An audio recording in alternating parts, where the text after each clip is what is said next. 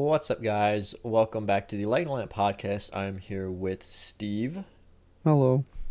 as usual. And today's episode, the majority of this episode is going to be taken up by our discussion of our kind of last ode to the non-playoff teams. The East is pretty well set at this point. The first team out of the playoffs is the Blue Jackets with 69 points. The Islanders 67, Detroit 61. Pretty well set in the East at this point. Just the teams at the top are going to be jockeying for position. The West is still a little bit more open. Vegas holds the second wild card with 78 points. Dallas has 77. Winnipeg 73. Winnipeg is 76. Vancouver 73. I would say that Vancouver is the last team with a chance to make it. I don't think San Jose being 11 points out at this point is really going to happen. Anaheim's not going to happen, stuff like that. But so we're just going to give our last kind of hurrah talking about those last non-playoff teams because for the most part for the rest of the season we won't be touching on them unless some important news specifically happens with regards to their teams. Otherwise, they're pretty much just going to be shuffled out in favor of discussions regarding the teams that are in the playoffs. But first, we have some unfortunate news kind of to report, and we do want to kind of give this news a little bit of time on this episode as well. The Ottawa Senators owner Eugene Melnyk recently passed away after what was quoted as a long battle with the disease. I don't know if we really got the idea of what that disease was, but unfortunate news.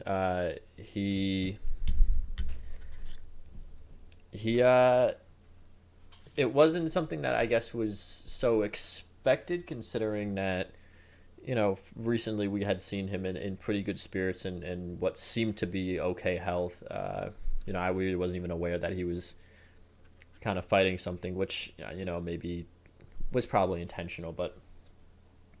We are going to talk. We do want to talk about his legacy and kind of what he meant to the Ottawa Senators. So just a quick backstory.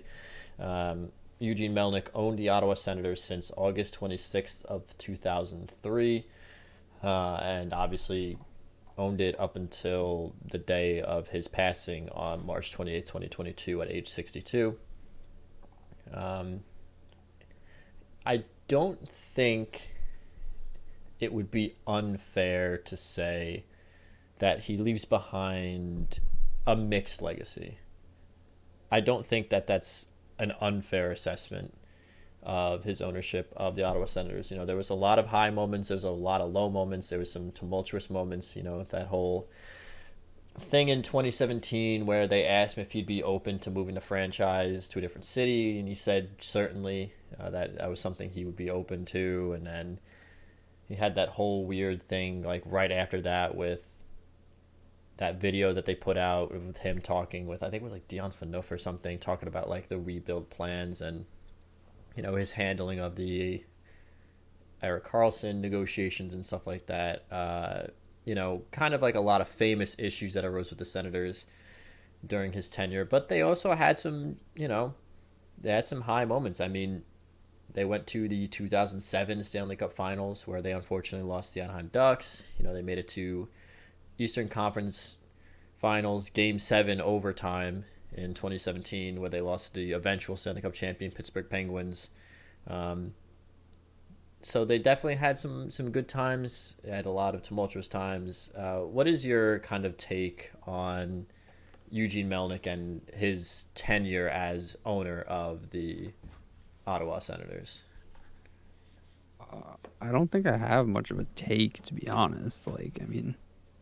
He's like you said, he leaves behind kind of like a mixed legacy, which I think is to be expected of anybody who served in his position as long as he did. But for all the shit that Eugene Melnyk tends to get, he did do a lot to grow the game of hockey in Ottawa. Which was he the original owner of the Ottawa Senators? He bought them in 2003. I don't know who Okay, owned them so before then. Before that, so he's the second owner. He's the longest tenured owner at this point. So he realistically saw them through. Well, he realistically saw them through all of the highs and the lows, like you said. But I mean, it's sad that it was so unexpected, and it's unfortunate that he won't get to see, the results of all the work he's been putting in the last couple of years, because it really seemed to like he finally managed to give the Ottawa Senators some stability in terms of direction, and I'm pretty sure that they were in talks with the city to get a new arena at some point. And I mean, disqualifying all this stuff that went on outside the organization that was controversial, like suing his other partner and all the other things that went on during his time, which ironically enough was mostly around the time of the Eric Carlson incident, or not incident, but the Eric Carlson like fiasco, I guess.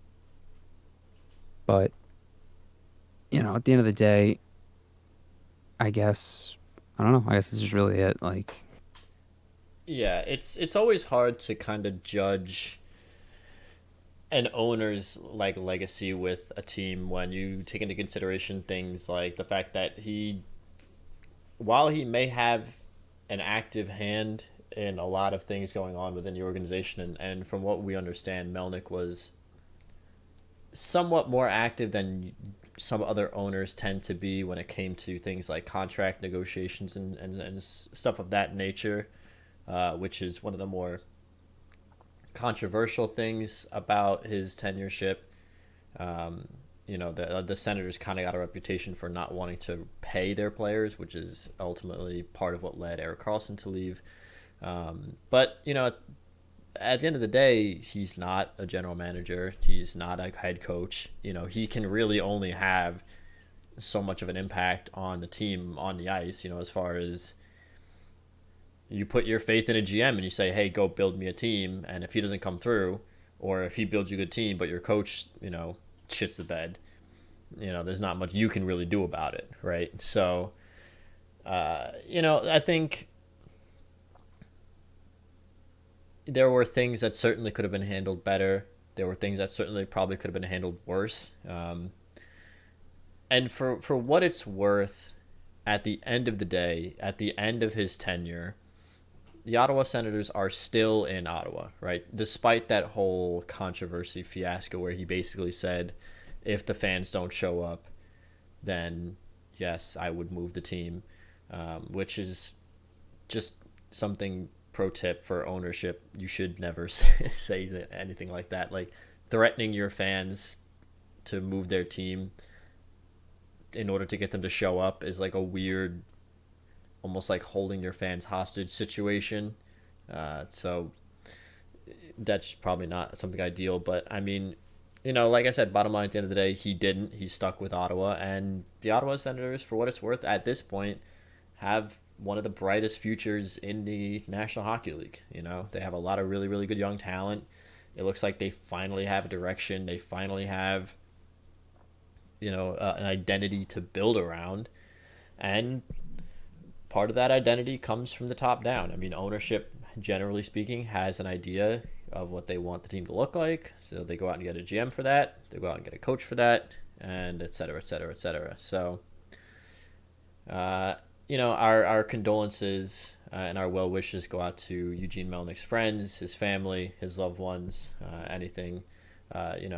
anyone that was close with him, players on the Ottawa Senators that might have been there for long enough to have established like a personal relationship with him and stuff like that. So we'll see. It's going to be interesting to see what happens, because right now, obviously, his estate is listed as the owner. So it's going to be interesting to see what kind of owner they get. I think after, if the estate of Eugene Melnick does decide to sell, right, if one of his family members doesn't decide to take up the position in the ownership role, it's going to be interesting to see what this next owner does, because the Senators right now are in a very good position to succeed.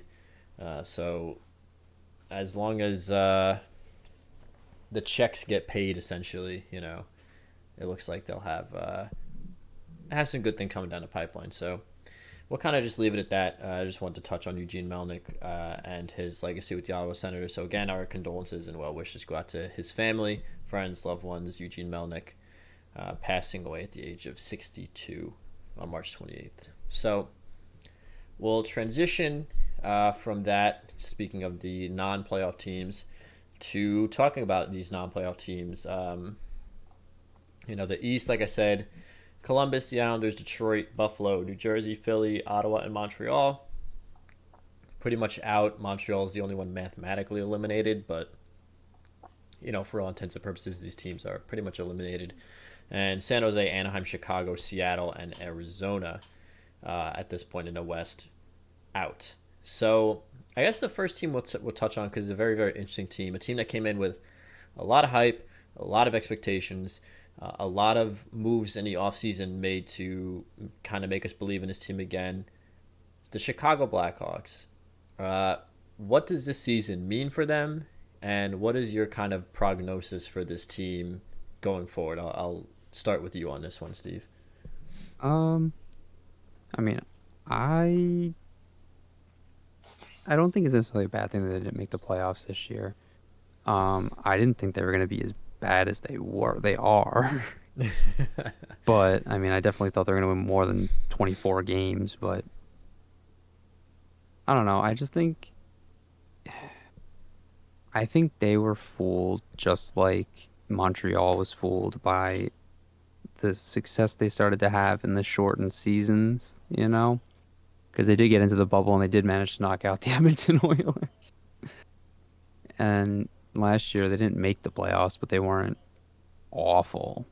I mean, their goaltending was okay. It wasn't great, but I think they were a little blinded by that success, and they kind of paid for it, right? Like, they're not any closer than they were, and they're worse off for it. I mean, that being said, I think they recognize that there's a change in course, right? They traded off Brandon Hagel for 2 first-round picks. They traded off Marc-Andre Fleury. So it's not necessarily a bad thing, but it is signaling like, a dramatic shift in course, or a course correction, I guess. It's going to be interesting because as of this moment, they currently sit basically at the cap ceiling, right? Which is not usually where teams of this, we'll say not usually where teams that aren't making the playoffs sit. Right. The other issue is they don't have a first this year.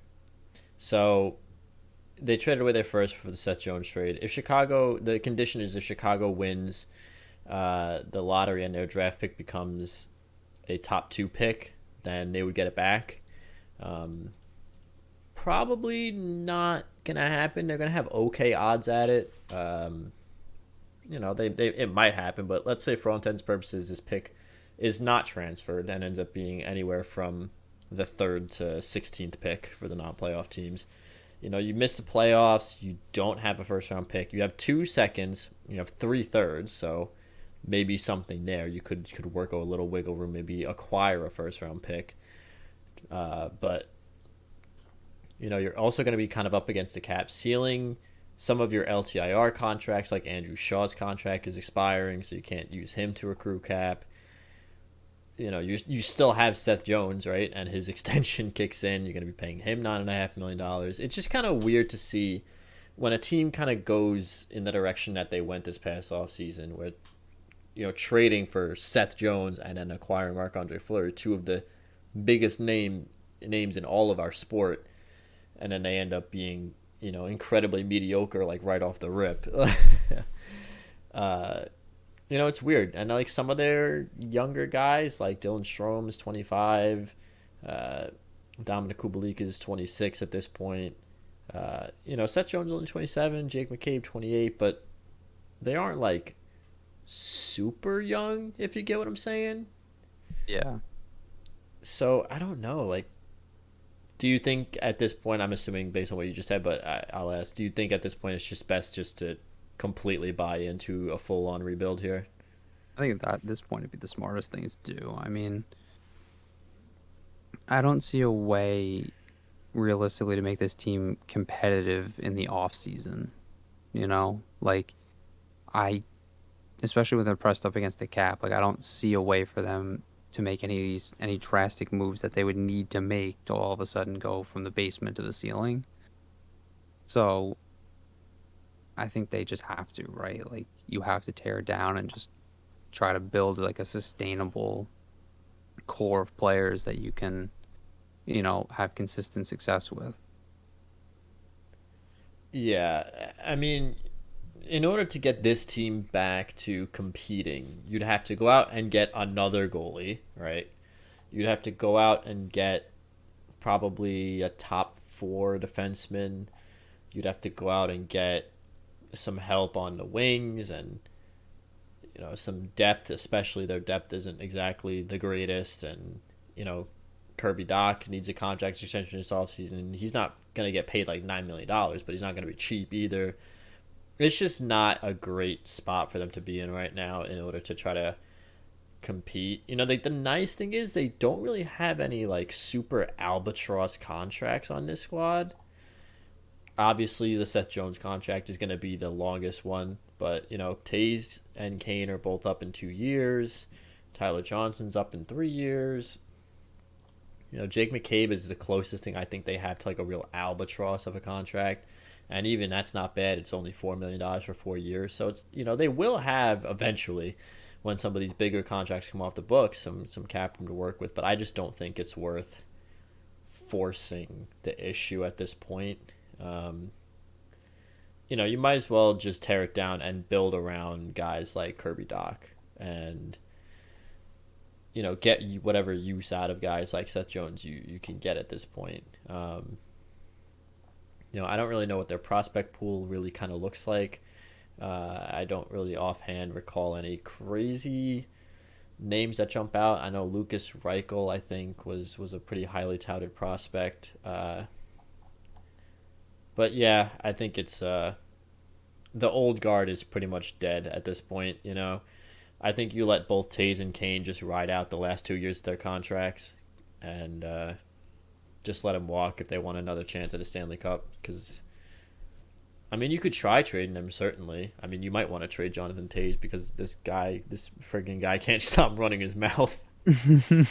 Like, every 2 days, like, he's just saying some dumb, stupid nonsense that's, like, putting his foot in his mouth. But, you keep Jonathan Taze, I think, because he's a good, way to kind of help build a guy up like Kirby Doc, and, Patrick Kane can help develop the younger guys on the wings. So it's weird. It's going to be weird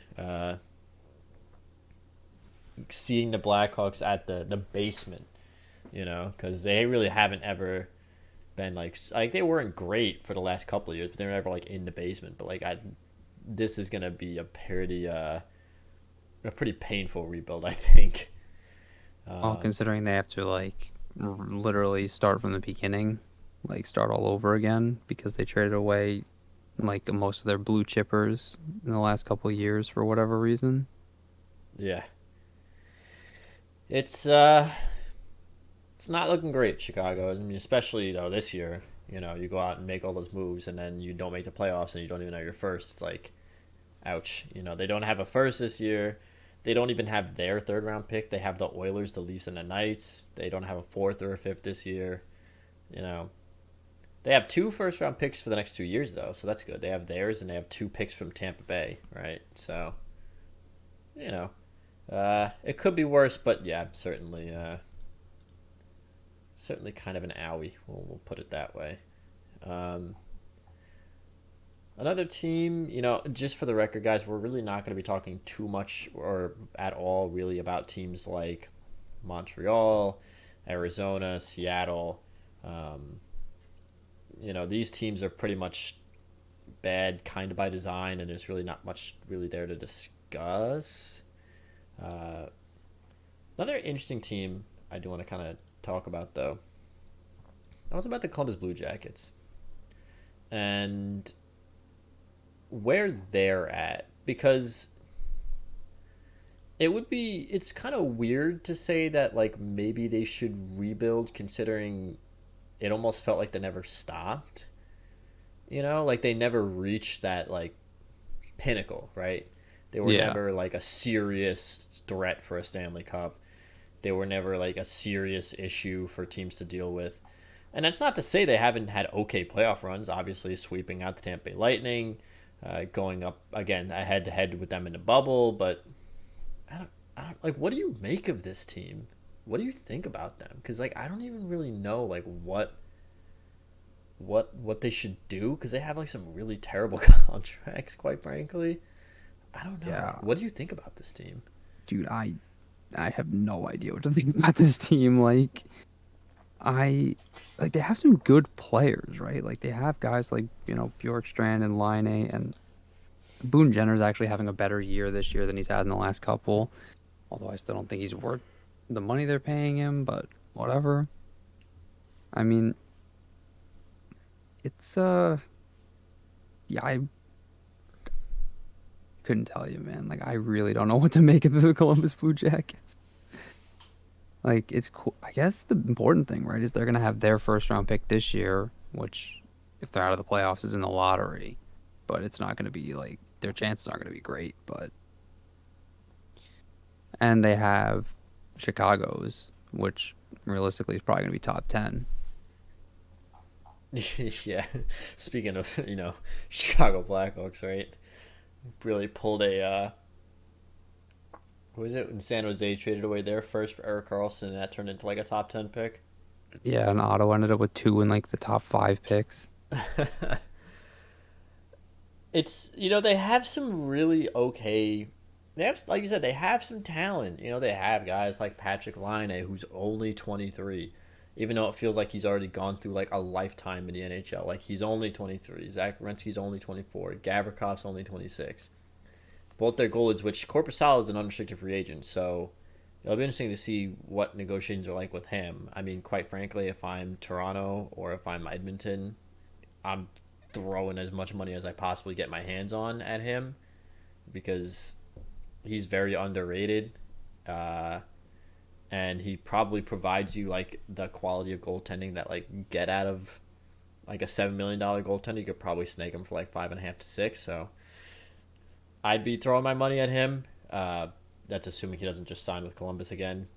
But they have some pretty good talent. But then you look at some of their other like Jacob Voracek, right? 3 more years at $8.25 million, and he's been incredibly mediocre for like the last however long. I mean, he's doing okay this year. He's got 49 points, but he's only got 5 goals.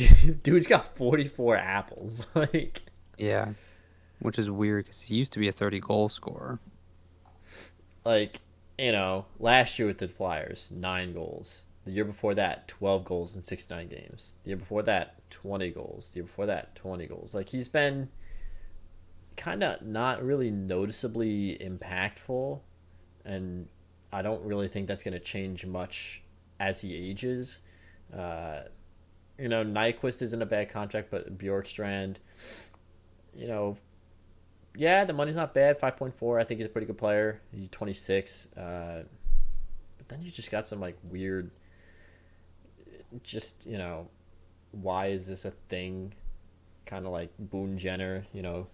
Again, Yeah.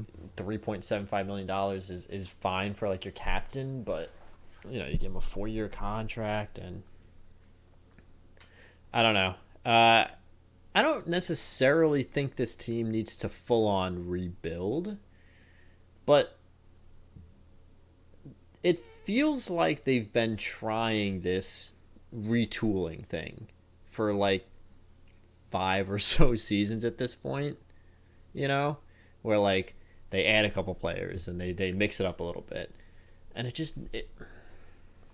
I don't know. It just feels like it never really gets to the point where I can look at this team and say, yeah, okay, this team is a legitimate threat. It's like if a guy who has a really, really weak core only ever went to the gym and just like worked out his arms, right? So like he's got like fucking guns up top, but like the core can't support it, so he's just constantly like falling downstairs and shit like that. You know what I'm saying? Like the core of this team doesn't feel like much of a threat, but it's not like they don't have tools at their disposal.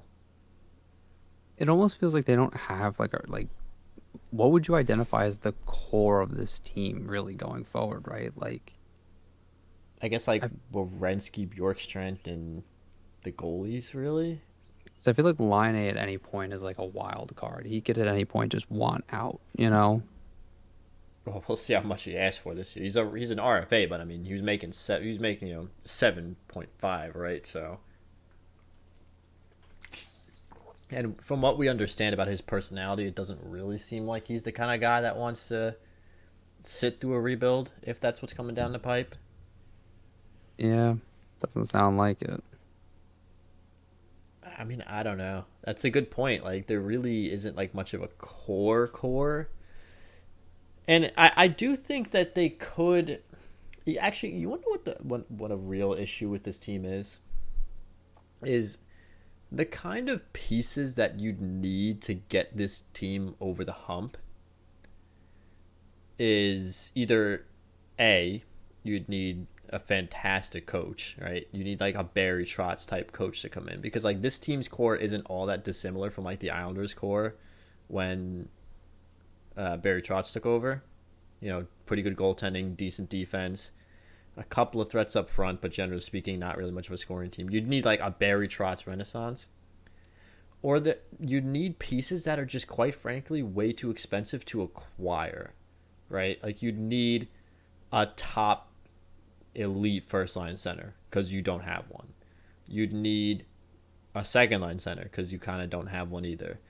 You'd need to go out and get a top 2/top 4 type defenseman, right? And like all these pieces combined, you're just like, I don't have the capital for this. Like,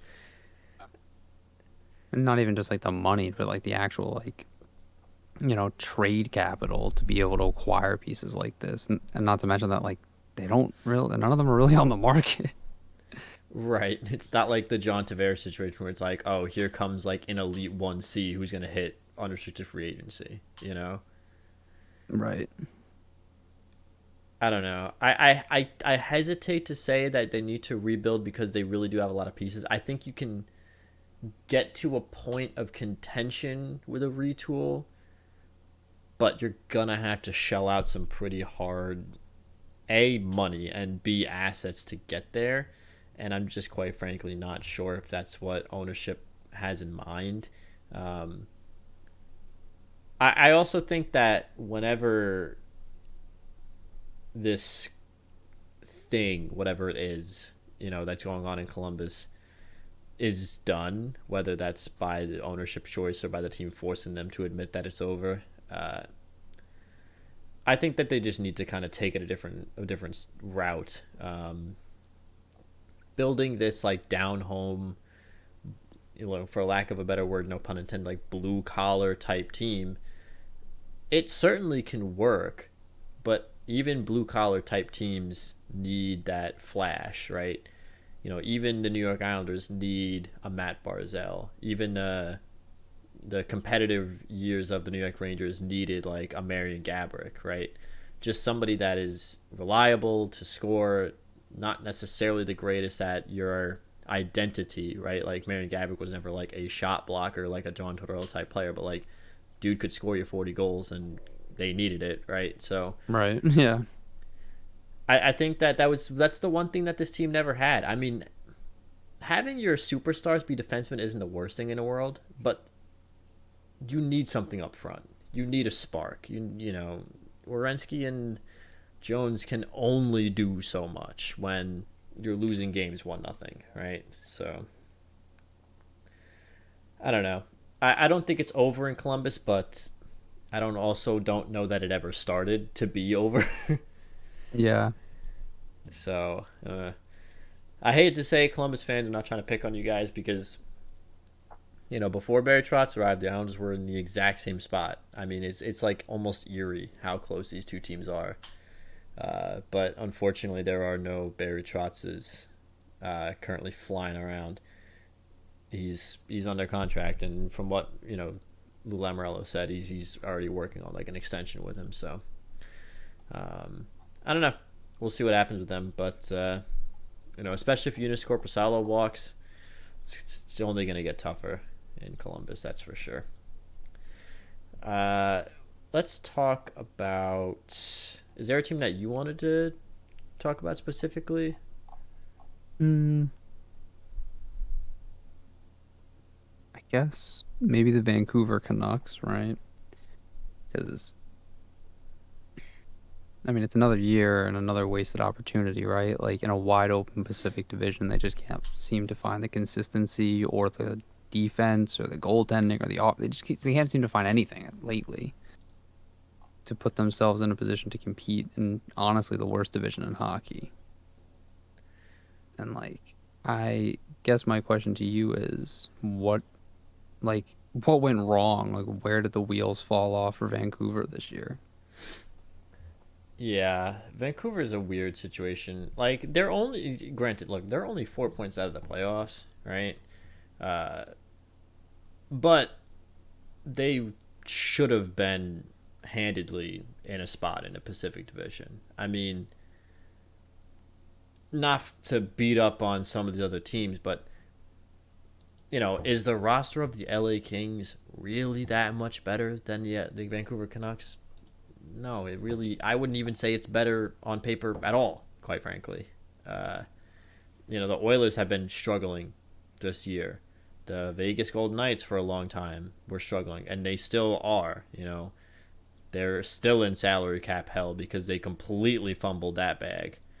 This was, again, like you said, this really felt like this is the time for the Vancouver Canucks to come in, take a divisional spot pretty well in hand. I mean, I expected them to be competing with the likes of the Calgary Flames and Edmonton Oilers and the Vegas Golden Knights for that top 3 spot. And even though they're still in the race for the wild card, it's like it doesn't feel like that, does it? It really does feel like they've been out of the playoffs since day one.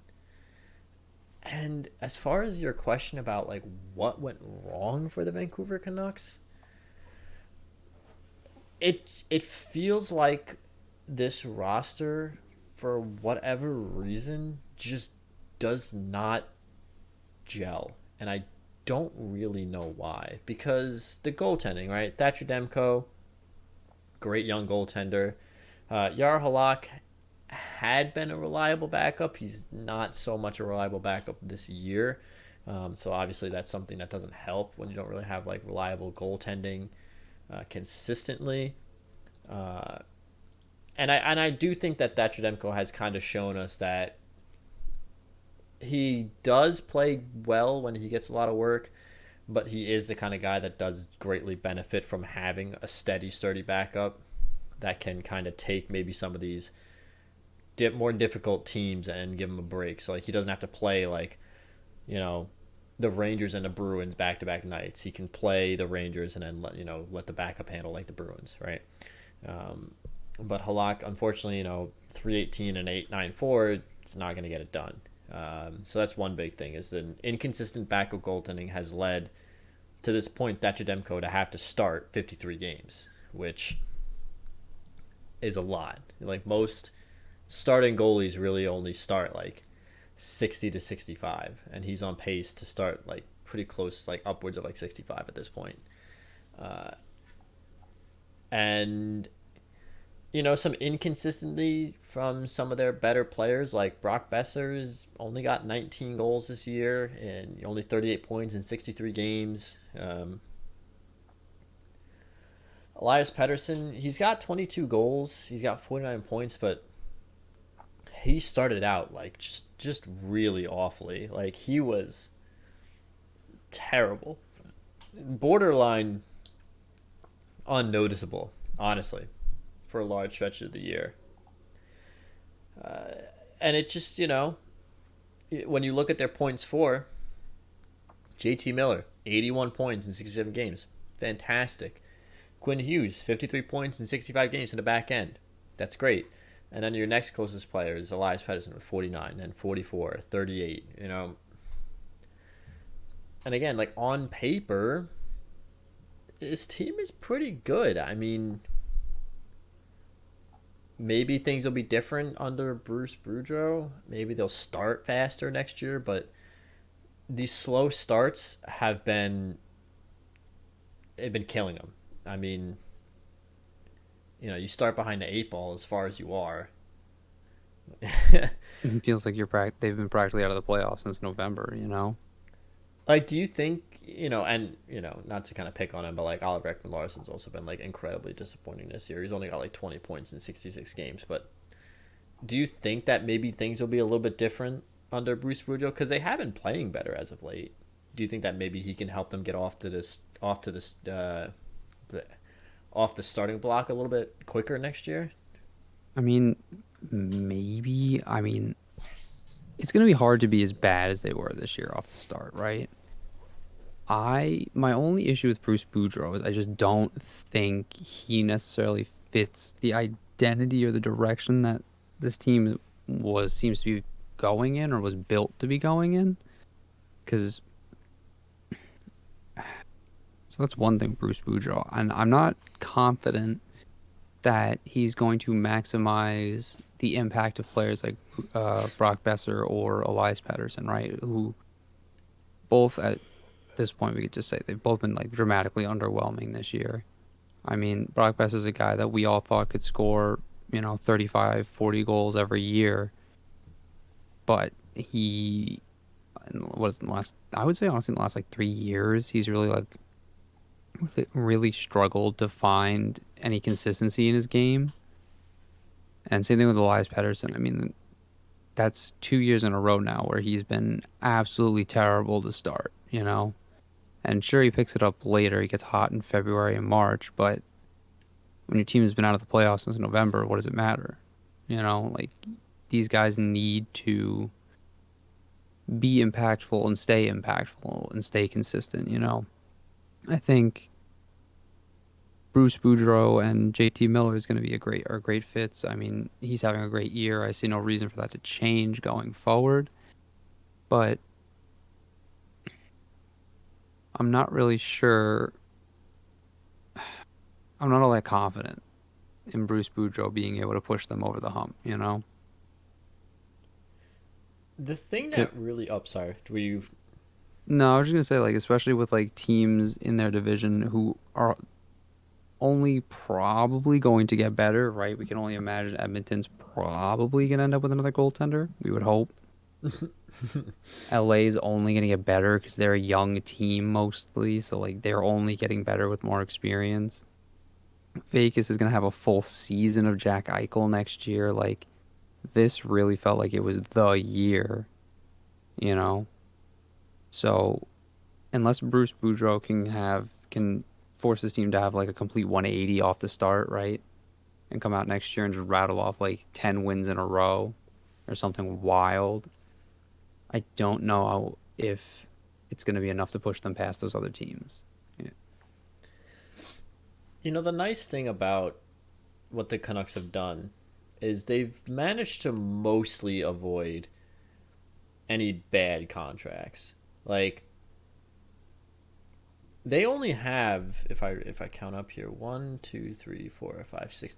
They only have 7 forwards on the contract, or actually 6. They have 6 forwards who have a contract that doesn't need to be renewed this offseason. So you have basically half of a forward lineup that doesn't need to be renewed this season. Let me just check there. So they have a couple of guys who are on injured reserve, right? So they have, if I'm reading this, like 9 players total who you would consider like most likely going to be in the lineup going into next season. Which is good because, sure, you can re-sign some of these guys if you want. Re-sign a guy like Brad Richardson or Alex Chiasson, whatever. But it gives you wiggle room, if you want to adjust some things and change the way that this roster might look and play. The defense, different story. Not very great. Not looking great. Again, like on paper, it's not bad, but like the contract situation is a little rough. Like Quinn Hughes' contract, his extension's crazy. Oliver Larson's got a long contract. Well, yeah. Well, Hughes' extension is. I think, pretty fair for what it Oh is, yeah, right? Isn't it like 9.5 million or whatever? 7.8. It's Oh, an okay, that's absolute more. steal. Yeah, I was gonna say, like, especially when guys like Adam Fox are signing $9 million deals right off their ELCs. Um, but yeah, that the like you remember what you were saying earlier about that team not having an albatross of a contract. Yeah. This feels like the opposite, right? Like this team feels like it has some very, very glaringly like bad contracts it needs to get. Like that Ekman Larson deal is bad. I mean, granted, when he signed it, I don't know however many years ago with the Arizona Coyotes, it was a good deal because he was still in his prime. But like, man, I don't know what happened between last year and this year. He's just like a totally different player. I mean, he wasn't great last year for Arizona, but like he's been like it's strange. He went to a better, what is not even technically, what is a better team, no matter how you look at it, right? Like they have more points. And with a team with a better supporting cast, and he struggled more. I don't know. Yeah, I mean, after this season, it's still got another 5 years left on a deal. It takes him until he's 36. How much did they get any retained on that or no? Yeah, Anything? so it's supposed to be 8.5, and Vancouver's only paying 7.26. $7 million is still a lot of money for Ekman Larson right now, you know? And For a guy like, producing only 20 points, you'd probably want to really only pay him like $3 or $4 million.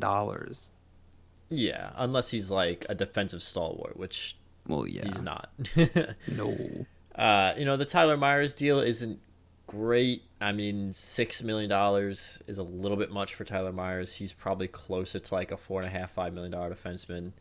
Um, He is an effective player, though. I mean, he does bring an element to that lineup that I think was missing before he signed there. But oh yeah. yeah, I think, yeah, like he's right-handed, right? That's a Uh, weird question, but I just remember like there being a huge bidding war, and I think it was because he was like a big right-handed defenseman hit the yes, open market.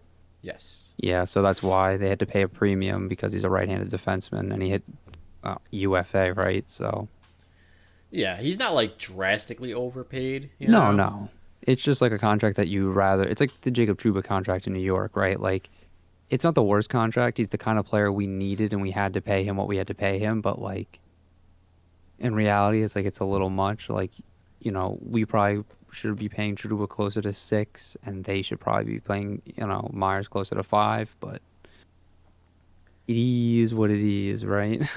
It's not like the worst thing in the world. Yeah, you're not like paying a guy $10 million, but in the salary cap that we currently have, that's only going up by $1 million next year to 82.5. I mean, every $1 million counts. It's just, what do I think needs to be fixed on this roster? I mean, like I said, the coaching was always a problem, right? Like ever since AV left Vancouver, they really hadn't found like a coach that worked, right? They tried the John Tortorella thing. Obviously, that didn't work. That was a disaster, right? I mean, I had Travis Green, I think, Yeah, they also have Willie Desjardins at some point. and it's like they couldn't maximize the efficiency of this roster. Bruce Boudreau, do I think he can? Maybe, maybe not. I'm still not really heavily leaning one way or the other. I will say that they have been playing well since he got there, but that could also just be the new coach bump where like everyone's trying 120%, right? Because they want to impress the new guy. Like I said, there still is time for this team to make the playoffs, but I still think even if they make the playoffs, the beginning of the season was so bad that it still kind of feels like, okay, the car got me to my destination, but the check engine light is on and my wheel is falling off. Like I still need to address these problems. And for luckily they had some openings. Like I said, they could shake up the forward lines a little bit. They could go out and get themselves a competent backup and kind of take some of that pressure off of Thatcher Demko. But the thing that really, really worries me mostly about this roster is I'm saying all these things. I'm saying all these, things that are good about the team. But the eye test is just bad. I mean, let's be honest here. That Canadian division was garbage, right? The division they had 2 years ago was Oh, trash. garbage, right? None of those teams, not a single one. Granted, Montreal made the playoffs and got hot at the right time. Fine. Well, like Carey Price got hot, but still, yeah, your point taken. None of those teams were serious threats. Bottom line, the Vancouver Canucks should have easily made the playoffs in that division because that was a year where the Calgary Flames were also really bad. The Vancouver Canucks should have made the playoffs handedly. This year, the Pacific Division, bad. Okay, yes, Anaheim, San Jose, and currently LA still is. We're playing above water, right? San Jose had no business being in a divisional spot for as long as they were. Anaheim had no business being in a divisional spot for as long as they were. Granted. But a lot of that had to do with the fact that the Vancouver Canucks just were playing terribly. And when you have a division with the Edmonton Oilers who still don't have a goaltender, and the Oilers were out of a playoff spot for a while, you have a division where the Vegas Golden Knights haven't been healthy since game one and are currently bumbling their salary cap so bad that they can't afford to bring healthy players off of LTIR, and they have a third-string goaltender in net. And you have a division where the LA Kings, who, again, not to pick on them, roster-wise, really shouldn't be doing as well as they are. You have all these things going for you in your favor. You're also playing in the same division as an expansion team. You're playing in the same division with, when the Anaheim Ducks and San Jose Sharks came back down to earth, you're playing a division with them. All of these things are going in your favor, all of these good fortunes, and yet you've continually just squandered these things that the universe is trying so desperately to put in your lap. And I don't know. The roster looks fine, but the eye test for the last 2 seasons has been terrible. It's not even like, they were close, only missed the playoffs by 2 points. It's like they were never even in the conversation 2 years ago. And they really weren't in the conversation last year either. So it's like, what are we doing? Honestly, no, it's a good question. It's like, what are we doing in Vancouver? Everything looks like it makes sense, and yet the play is terrible. So, quite honestly, maybe it does just come down to coaching. I mean, it's a very real possibility.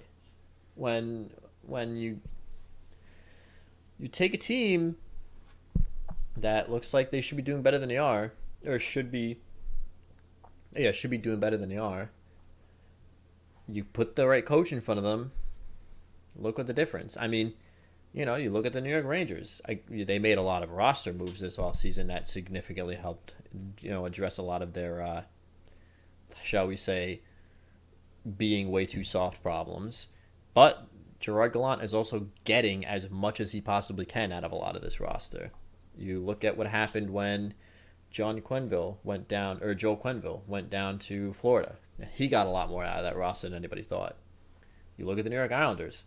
They have no business being really as good as they have been the last 2 seasons. But Barry Trotz has gotten every ounce he can out of this roster. So, quite frankly, maybe it just comes down to coaching. Does it? I don't know.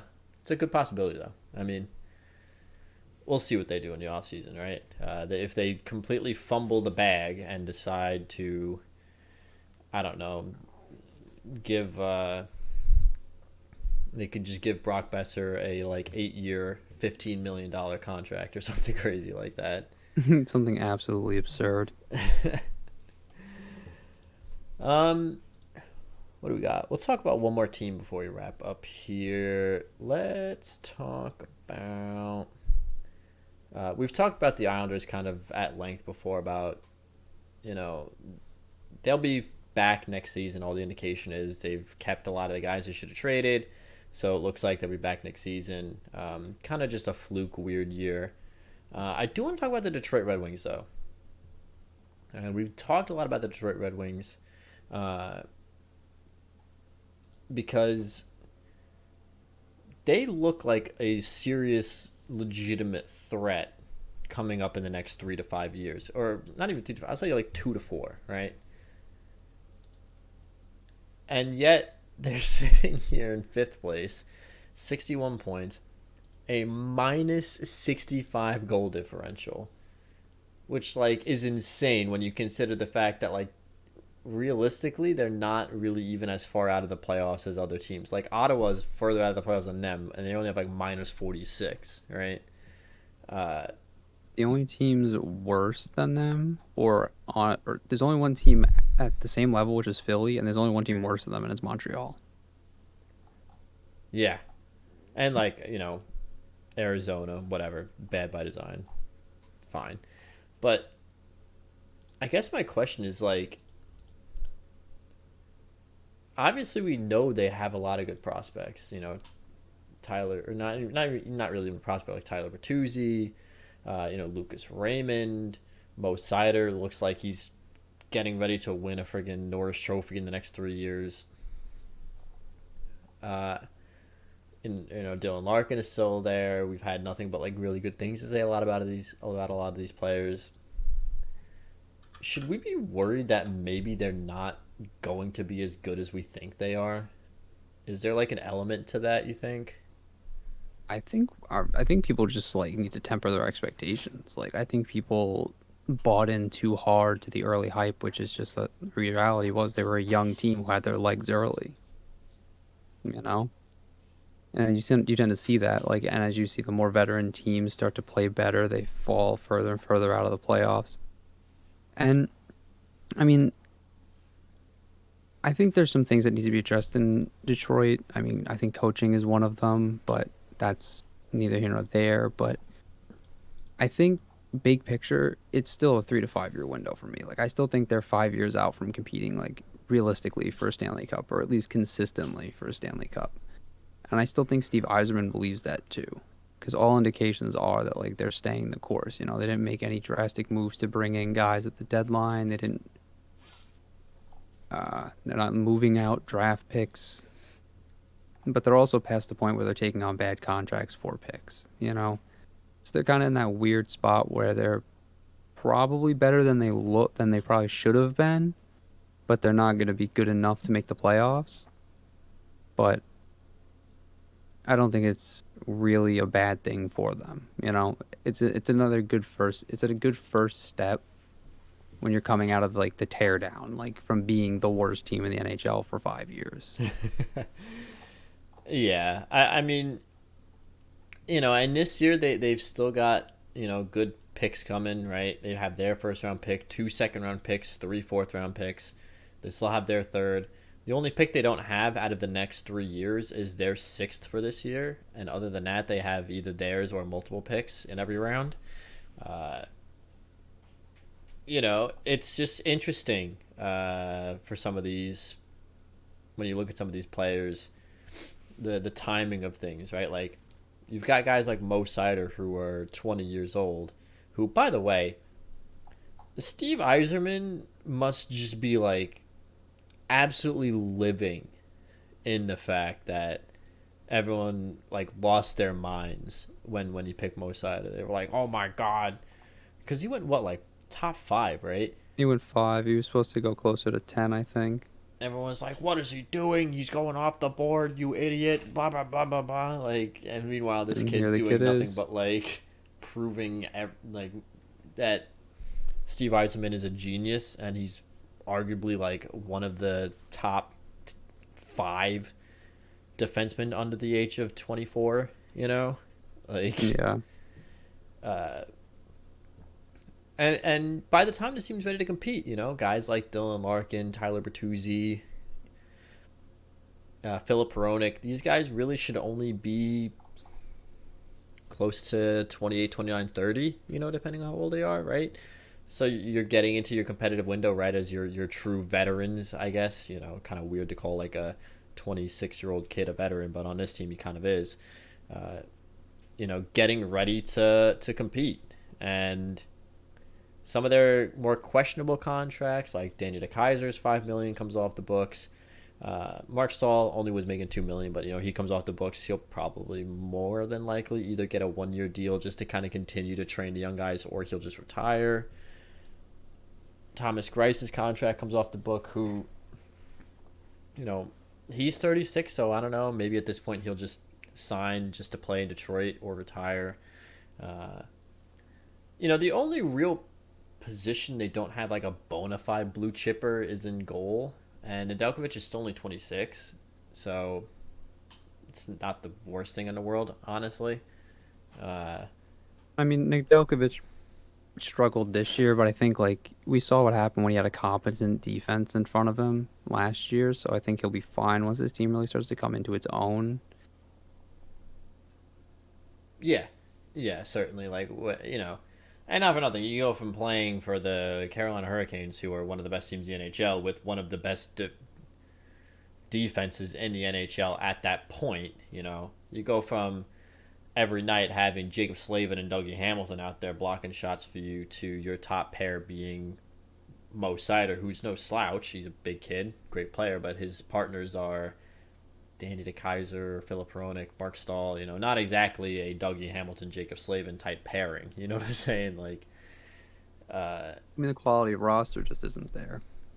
Right. So probably like in a bit of adjustment. You're getting more shots. You're seeing more high danger shots than you're kind of used to. So I'm still pretty excited for this roster. It's one of those like weird quirks, right? Like they've given up in this season. They've had games they've given up a goal total between 1 and 11. They had a game where they gave up 1, 2, 3, 4, 5, 6, 7, 8, 9, 10, and 11, which is insane when you think that they've given up they've had games that they've given up 7, 8, 9, 10, and 11 goals. Like, yeah, that was a real yikes. We'll put it that way.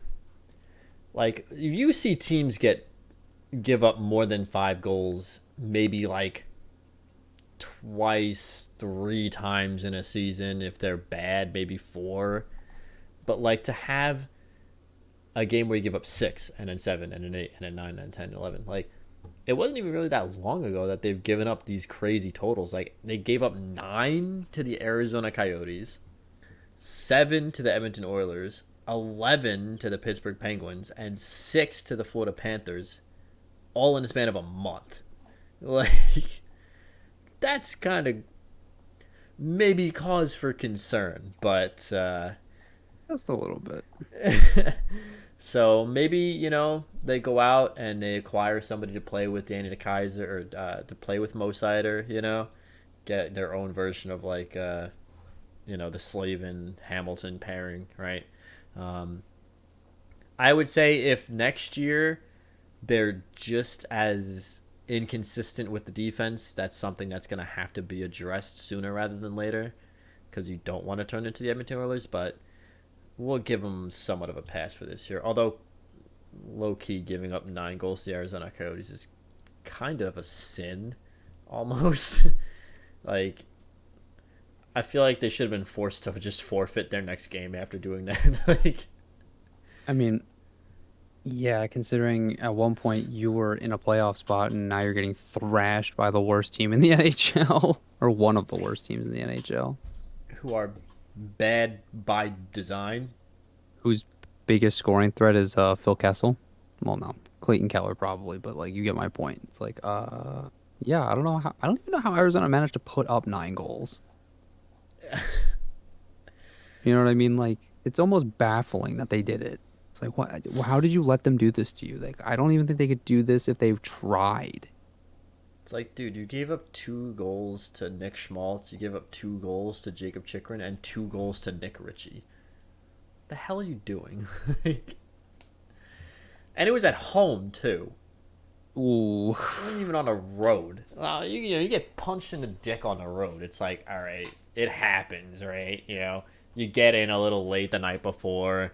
You have some local cuisine. I don't know what the hell local Arizona cuisine is, like smoked scorpion or something like that, right?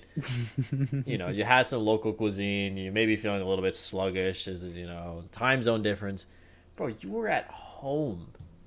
You were at home when this happened, and you had 2 days off. You flew back to Detroit from Florida, and then you got a big absolutely fat egg. like tombstone pile driver at Little Caesars Arena. So, but is there any other teams you wanted to talk about, or any other things in general you wanted to talk about before we wrap up here? I don't think so. So we salute you, non-playoff teams.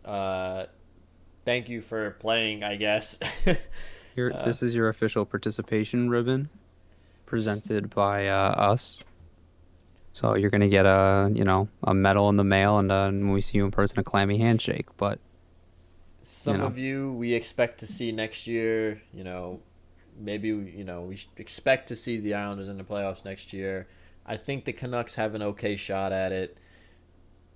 Chicago, definitely not. Some of you we definitely don't expect to see anytime in the future, where you know.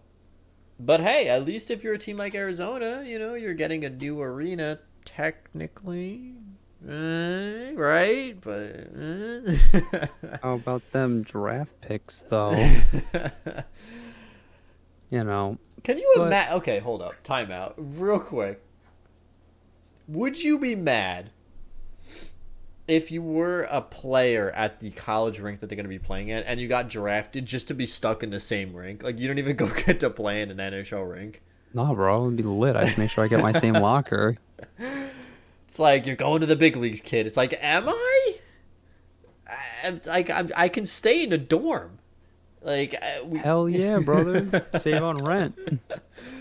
uh, again, we will discuss that whole thing. That is something that's going to be one of our off-season podcasts. Is the Arizona Coyotes quote unquote move to their quote unquote new arena at ASU. We're going to discuss kind of the implications and such behind that. But again, that'll be in the off season, which for the Coyotes pretty much starts now anyway. But I mean, the offseason started last year for them. right, And, I right. mean, did the season ever really start? Uh, no, because in the off season they pretty much waved the white flag and said, "Abandon all ye bad contracts here." So, you know. But yeah, so that'll be that. We will discuss these non-playoff teams only sparingly if something comes up, like if for some reason Jacob Chikrin, uh, I don't know, becomes an overnight sensation moonlighting as like a DJ or something. Talk about that obviously, or like if, UJJ chick in the house.